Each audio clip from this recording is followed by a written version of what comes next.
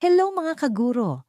Quick reminder bago tayo magsimula, huwag kalimutang i-like ang video na ito at i-subscribe sa Teacher Updates para lagi kang updated sa mga latest balita sa DepEd at mga benepisyo para sa guro. Good news!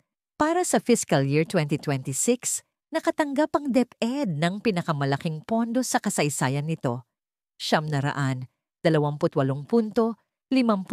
bilyong piso. Mula sa pondong ito, prioridad ang pagpapatayo ng mas maraming silid-aralan, dagdag na guro at non-teaching staff, benepisyo para sa ating mga kaguro, feeding program para sa mga bata, at pagbili ng learning materials at textbooks.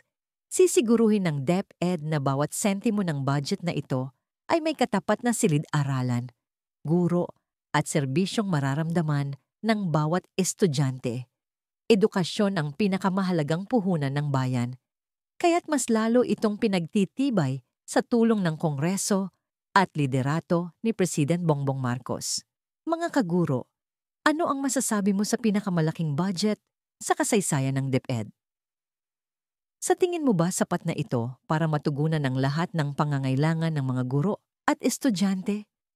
I-comment mo sa ibaba at huwag kalimutang i-like, share at subscribe para sa iba pang DepEd updates.